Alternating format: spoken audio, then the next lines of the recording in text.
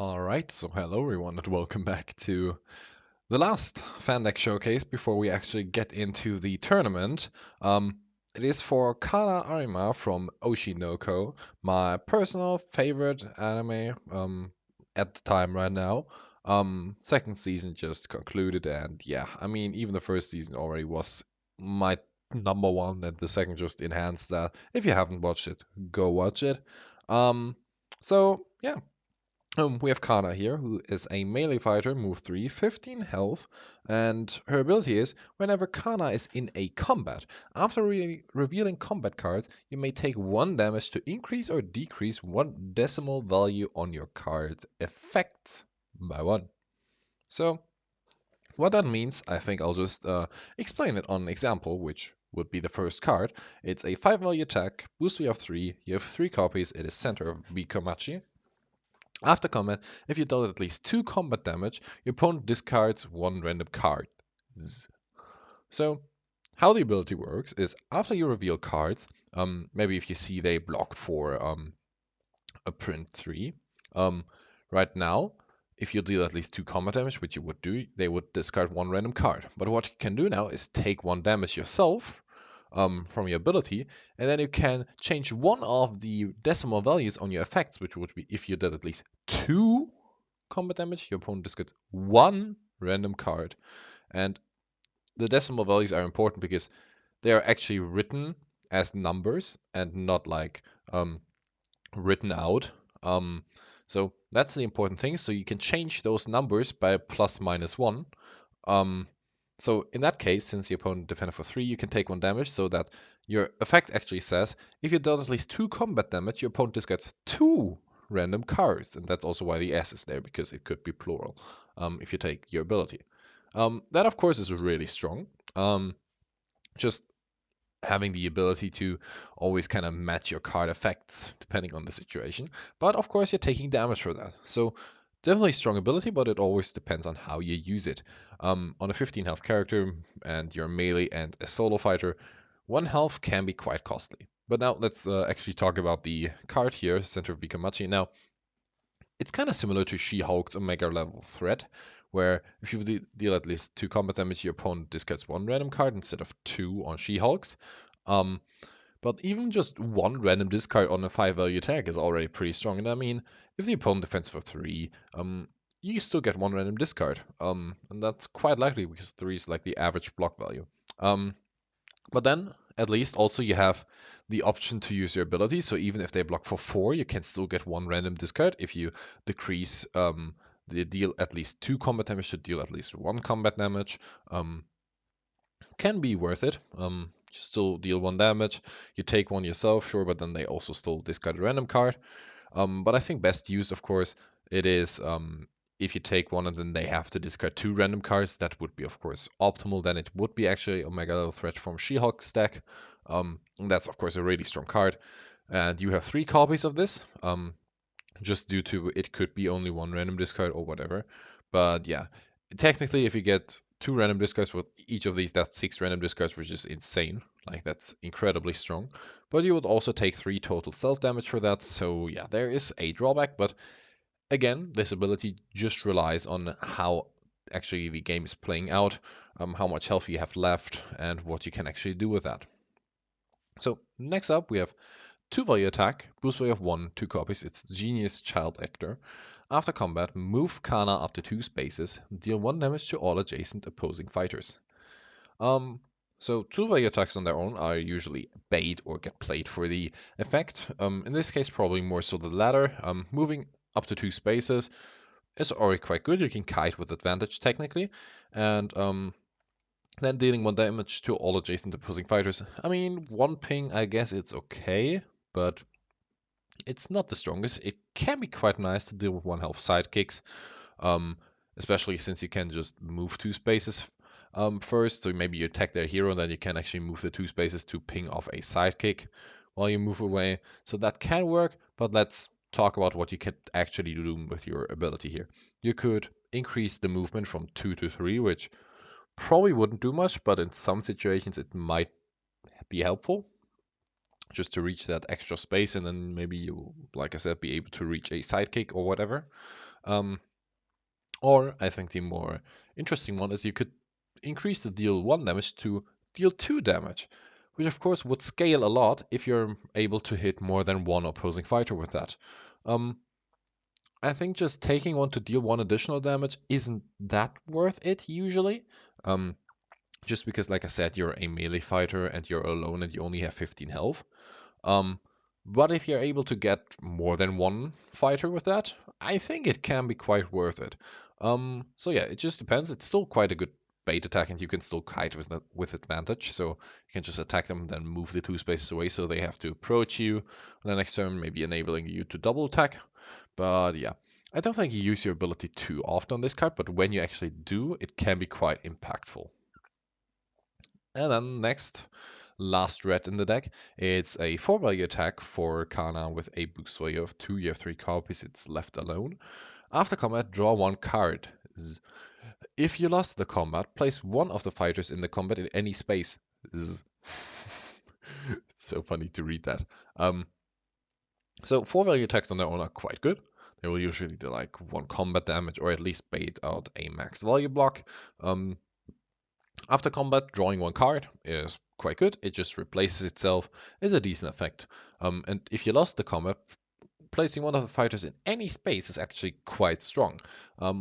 So let's think of it this way. Either you win the combat and deal at least 1 damage, which you're happy with, or you lose the combat, and then you can just warp to the other side of the board to kind of avoid getting attacked on their next turn. So that's of course really good to kite with advantage, and maybe to make the opponent boost.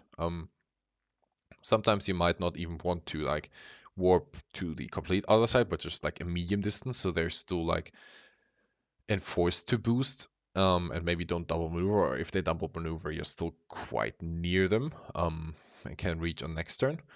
Just drawing the extra card is just, like I said, good to keep up your hand.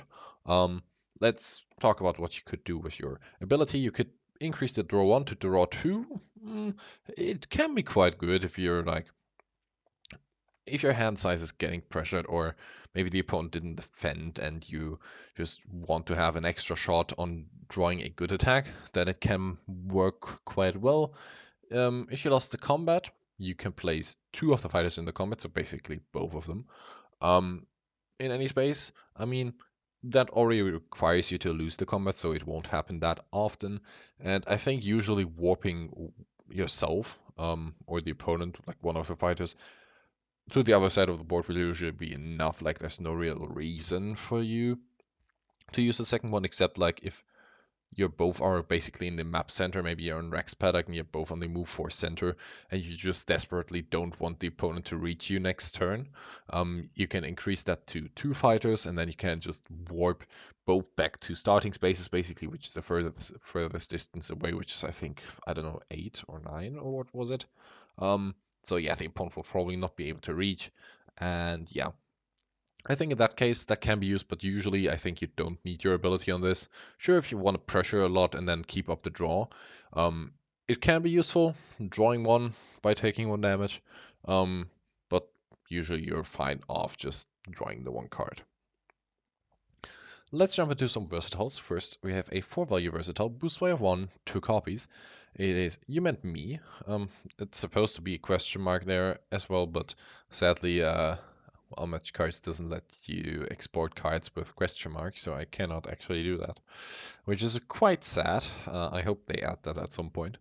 But yeah, it says after combat, if you won the combat, shuffle 1 card with a boost value of 2 back into your deck. So 4-value versatiles are already really good on their own. They can be used as a max value block, which of course always appreciated. You can also play this as a 4-value attack, but I think in a melee deck with only 15 health, solo fighter, I think you use your 4-value versatiles on defense almost always. So if you won the combat, I mean, winning the combat with a 4-value versatile is quite likely, I would say. Only like the signature attack of most decks will hit over that if you play it on defense, or if you play it on offense. I mean, 3 value is the average block value, so 50% of the time it will probably still trigger. except like if offensive or defensive fainted. But yeah, you'll definitely find good ways to trigger this. Shuffling one card with a boost value of 2 back into your deck can be quite nice. If we just look at like cards that we already had with boost 2, you could shuffle another 4 value attack, or as we see here, another 4 value versatile later. And there will be a couple of other cards where I will mention that. But just shuffling one card is quite nice. You have a bit of variety with the options. So that effect on its own is quite good. But let's now talk about what you could do with your ability on this one. Of course, probably the better use case of both of them is if you want the combat, you can shuffle 2 cards with a boost value of 2 back into your deck. In which case, this kind of becomes like a Still Standing from Luke Cage's deck, but it's a bit more specific where you can only shuffle some specific cards with a boost value of 2, of course. So it's not just freely chosen, but of course it's quite nice.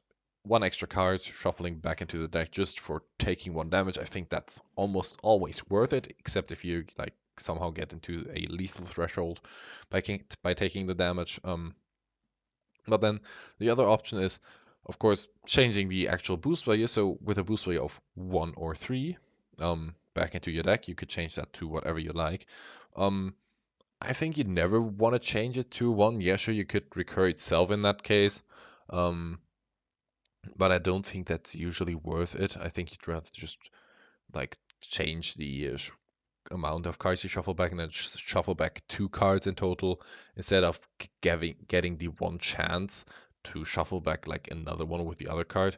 Like with this, you guarantee that you get a second card if you increase the amount of cards shuffled, whereas if you decrease the boost value and then shuffle itself, you only get the chance of shuffling another one later. So yeah, I don't think that's as good, but increasing to 3 might be quite important because you could shuffle something that like another center of Bikumachi, which is of course a lot of random discard potential. Which of course, well, again, probably requires your ability to be used on that to get like really, really good value. But again, if you need another 5 value attack, I think it is a reasonable option to trade 1 health for an additional 5 value attack. And then we get into the next print 4 value versatile. Booster 2, 2 copies, it is in the spotlight. After combat, move Kana up to 3 spaces. You may move through opposing fighters. I mean, that's just a basic card overall. Again, 4 value versatile, max value block, you love to see it. The effect, moving up to 3 spaces, is quite good. Like you can escape double attacks with that. If a ranged fighter is attacking you, can close the distance with that, sparing you the maneuver and then being able to double attack yourself. You can escape pins since you can move through opposing fighters. So it's just really a decent card overall. You could use your ability to increase that to 4 spaces of movement, but usually it won't need that. Like I think in my games when I played her, I've never um, had to increase that to a 4 because it just wasn't necessary. Um, I think this is just one of your solid cards overall where you don't need your ability to just make it pretty good. Because many of your cards kind of require you to use it to be any good. And this is just one of the just decent ones overall where you can always be fine. Next up, we have a 3 value versatile. Booster have 1, 3 copies. You! Right there! After combat, place Kana adjacent to any opposing fighter. The player of that fighter may discard 1 card. If they don't, their fighter takes 1 damage. Okay, so 3 value versatile, average block value, decent. On attack, I mean, probably won't deal much damage, but of course the juice of this card is the effect. Placing Kana adjacent to any opposing fighter already is quite nice. On defense, this can guarantee you a double attack opportunity if it was your opponent's second action. So even if a ranged fighter attacked you, you can just warp next to them and then unleash hell on your turn with a double attack. The player of that fighter may discard 1 card. If they don't, their fighter takes 1 damage. I mean, the opponent gets the choice, which of course isn't that good for you because they will always choose the option that is less harmful for them. But usually, I mean, discarding 1 card just to avoid 1 damage is not really worth it. except if they are avoiding some lethal thresholds. In that case, maybe they only have 3 value blocks and they're at 3 health. So if they take the 1 damage, your 5 would be lethal. So that might be one case where they discard the card, but I think usually they don't. Now, getting to your ability, you can of course take 1 damage to increase the amount of discards needed to 2 cards. Um, I mean, that again usually won't be needed, but I think there is some niche use case for it, where if you maybe warp adjacent to their sidekick, which is on 1 health, maybe if you warp adjacent to Daisy, in Jill's case, Daisy's on 1 health, and then either Daisy dies while not having played a scheme, maybe, or Jill discards 2 cards, that will be a difficult decision, definitely. Um, but I think the more useful case for using your ability on this card is if they don't, their fighter takes 2 damage. Now, 2 damage or 1 card discarded is definitely a harder decision than 1 damage or 1 card discarded because, well, 2 damage, that's quite a lot. Like, if you do that on each of these cards and the opponent doesn't discard, that would be 6 total auto damage, which is quite a lot. Um, Plus, since you usually play this on defense, you'll be able to double attack them after. So just taking 2 and then leading into a double attack, that would be quite nasty. So in that case, I think it makes the opponent's life a lot harder. But again, it always depends on the situation and which fighter you actually warp next to, um, what health they are on, and like how your opponent's hand size is looking. Um, Maybe if they have low hand size, just increasing the damage might be good because then it incentivizes a discard even more. Whereas on if they're on high hand size and at low health, maybe increasing the discards would be good. Um, but yeah, as always with this ability, it just depends on you being able to read the situation and what would be actually beneficial for you, if you even want to use your ability at all or not, because the effect on its own is still decent because usually it will be 1 ping on any fighter that you want. You can ping off 1 of sidekicks or the opponent discards a card or whatever. So yeah, just like I said, always depends on you. Then let's get into print 1 value versatile. Boost for your 3, you have 3 copies. The show has begun. During combat, increase the value of this card by 1 for each zone the opposing fighter currently occupies. Wow, that's a really bad card on its own. Usually, the opponent will be like in 1 zone, when in that case this card is a 2, which is not good. Blank 2s are really not good. If they're in 2 zones, well, yeah, it's a blank 3. I guess that's a bit more useful, but still not great. I think this card only is useful on its own if the opponent stands in a trizone, in which case this is a 4 value block. In that case, it's definitely quite good. Um, but of course, you can use your ability, and that is where this card can become spicy. If you use your ability, it's always at least a 3. Um, if they are on a dual zone, it will already be a 5. And if they are on a trizone, well, it will be a 7. So yeah, there is definitely some hidden potential in this. You can, of course, always play around that by looking at how many zones the opponent is currently occupying, then deciding whether this card is worth to be played or not. And then after you see the opponent's card, you can see, okay, do I need the value increase? Yes, no. It can be quite a scary attack. Just taking 1 to get a 7 value attack on a trizone can be really, really scary. But at the same time, your opponent, of course, gets the position around that because they are the ones that this card effect is actually relying on. So they also usually know when you have this online and then purposely like put themselves in the try zone knowing that you have this card, and then they usually also have some good counter to it, maybe a feint. Um, but yeah, this is probably one of the more situational ones, and it definitely relies on your ability more than others, because on its own, it's usually pretty bad. I mean, against characters like Kienenga, maybe who are only attacking for 3s most of the time. I mean, yeah, it can work. It's fine on its own, but probably not the best thing. Then let's get to a print 2 versatile. You have 2 copies with a boost value of 2. It's In My Dreams. After combat, if it's your turn, gain 1 action. If it's your opponent's turn, end the turn. So this is quite the polarizing card because, of course, it uses two functions. Um, if it's your turn, gain one action.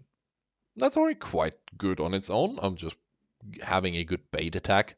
Um, and then gaining the action to attack again with something higher. Maybe you attack with this first, baiting out their max value block, and then you slap with a 5 after that to get the 2 random discards because they just used their best block on the first attack here, which of course was a bait. But I think the actual more scarier version just of the normal card itself is if it's your opponent's turn, end the turn. That can be quite a nasty effect. End the turn is always so scary for the opponent because if they maybe first action attack you and then plan to maneuver away, well, you just end the turn and bam, they're stuck next to you. They didn't get to draw a card. They just used one on attack, and now you can double attack them.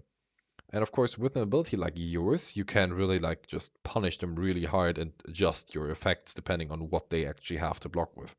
So it definitely incentivizes the opponent to keep a high hand count to have some good block options, just for the case of you playing this card. But of course, you have your ability. So actually, if you attack, you can turn this gain one action into gain two actions just by taking one damage, and that can be devastating. Like gaining two actions just by one card, we've seen from Shakespeare's My Kingdom for a Horse how scary that can be, how many big combo turns you can get just by playing that. Um, so yeah, basically, if you would be able to double attack the opponent, usually you can quadruple attack them now, and often opponents don't have 4 defenses in hand. So yeah, that can be brutal. Um, but at the same time, you have to take 1 damage for it, and you also have to have enough cards to actually attack with. And the opponent still might play something like a movement effect or whatever. But it's definitely a scary card and some huge combo potential that you technically have in the deck.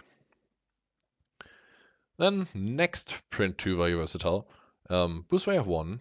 Oh, also one thing that I forgot to mention. This is a boost 2, so you can shuffle it back with You Meant Me. That might be scary. Having extra action gains or maybe end the turns can be pretty damn scary. But yeah, 2 very versatile. Boost value 1, 2 copies. It's Full Moon, the next card. After combat, Kana recovers 1 health. If you lost the combat, she recovers 2 health instead. Now, print 2 versatiles on their own, I mean, they exist. They usually get played for their effect on defense because you'll take a good beating above them, usually. This time, after combat, you always recover 1 health, which is already quite good on its own, I would say. If you attack with this, you of course won the combat if you only recover 1, so you dealt 1 damage and then you heal 1, which is quite good. Or on defense, if you won the combat, well, you didn't got dealt damage, but you just extra healed 1 on top, which is definitely quite nice to have some healing on a 15 health solo hero deck.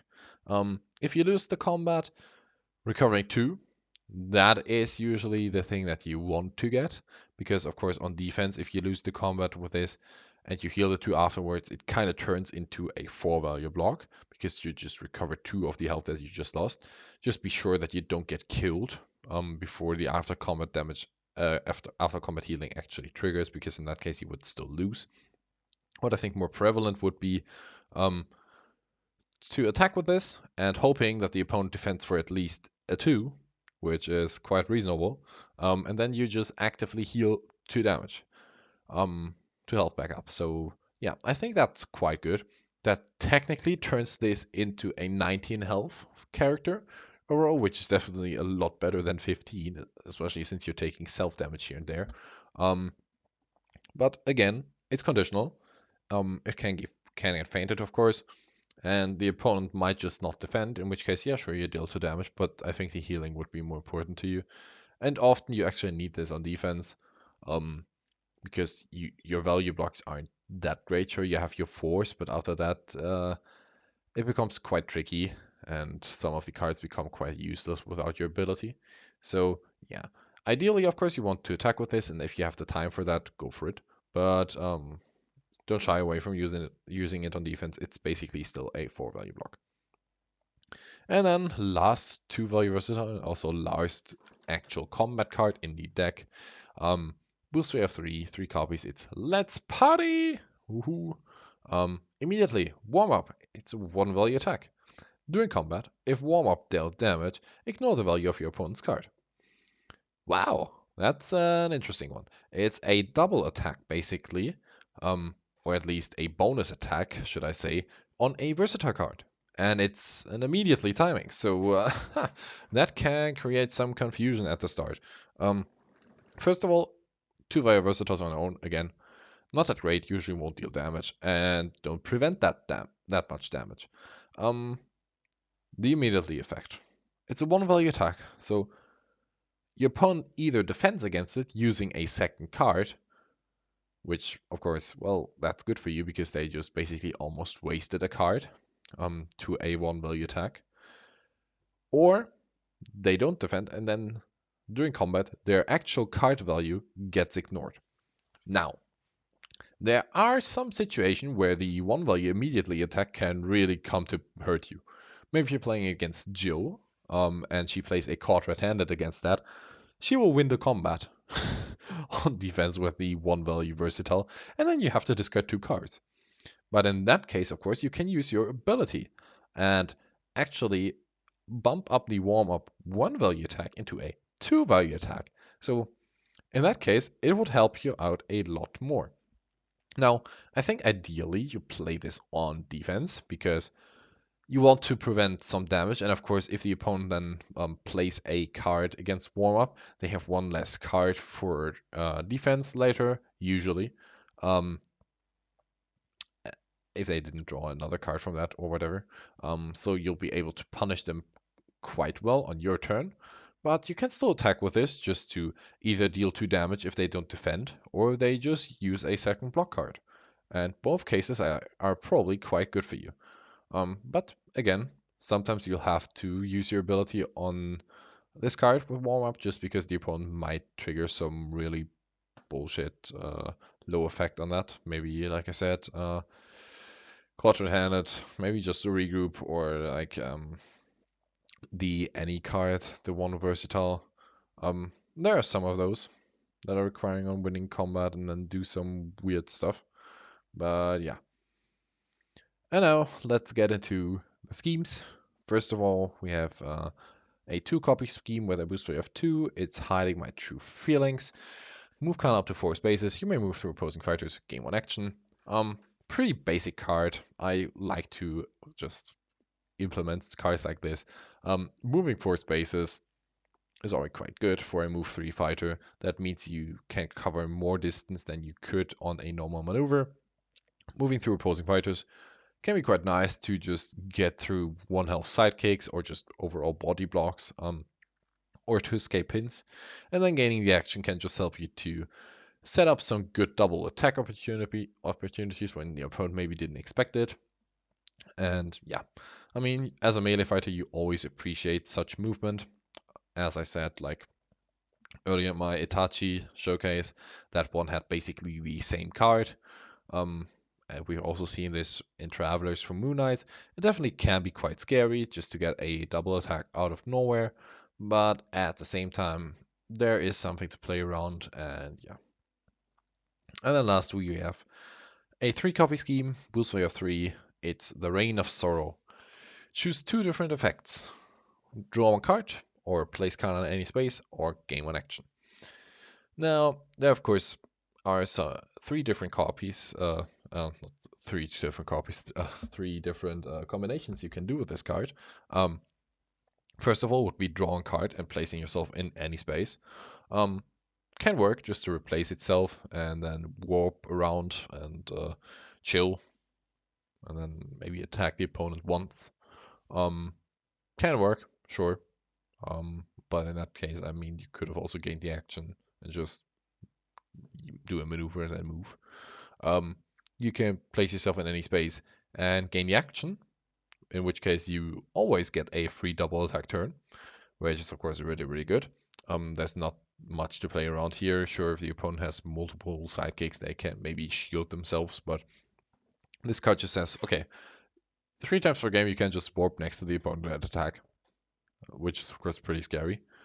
Or you can draw a card and gain one action, which isn't that likely, I guess, but if you're already adjacent to the opponent and you just don't have a good attack to actually attack them with, you can just play this, basically replace itself, you draw a new card, and then you still have two actions left. So yeah, but I think the most used case of this card is just placing yourself in any space and then gain the action, which of course is quite scary. But yeah, that would be it for this deck. Again, the strength of this deck will always rely on how you actually utilize the ability, because I think just on its own, if you just play the cards for what they are, this deck isn't that good. Um, you lack a lot of damage at some point. Um, you don't have that many good blocks, and also not that much card draw, so you can be pressured quite easily. So it always just depends on in which situation you actually use the ability for what effect to get the most benefit. So it will rely a bit on experience, what effects you actually want to go for in any matchup, which of the interactions you usually want to have occur. Um, but yeah, it's definitely a pretty fun deck. Um, I also wouldn't say it's that complicated. It's just that, like, yeah, you have to understand how the ability works once, and then you'll quickly find out what is good and what not, in any given matchup, and what actually you can do in certain cases. But yeah, again, link is on the top in the browser, so give it a shot. And yeah, that would be it for my Fandeck showcases for now, at least. Maybe once the tournament is over, I'll showcase the rest of the decks that are participating, or just overall make more Fandeck videos, maybe on some of my failed attempts at making decks, because yes, I have failed a lot of times, because I mean, I've made around 140 Fandecks up till now, and I only deem 34 of them balanced. So there are over 100 of them which are either purposefully unbalanced or I just gave up on them. So yeah, and if you're interested in it, I might just do a small guide on how to balance a fan deck and what I usually plan around how I start with making a fan deck. If you're interested in the making a fan deck process, um, just tell me in the comments. But yeah, that would be it for me. I'll try to upload some gameplay of the tournament if the players actually accept that and agree to me posting that on YouTube. So yeah, stay tuned for that. And then this would be it. I hope I could increase your knowledge of Fandex a bit and maybe pique your interest in some of these. I definitely love the idea of being able to just create characters that fit your own playstyle, that have some unique new ideas. Because, I mean, waiting half a year each time just for 3 or 4 new characters can be quite a long thing once you already know them all. Um, so that's why I also often just do create like 3 or 4 new fan decks in a week. But yeah, thank you for watching, and until next time, bye bye.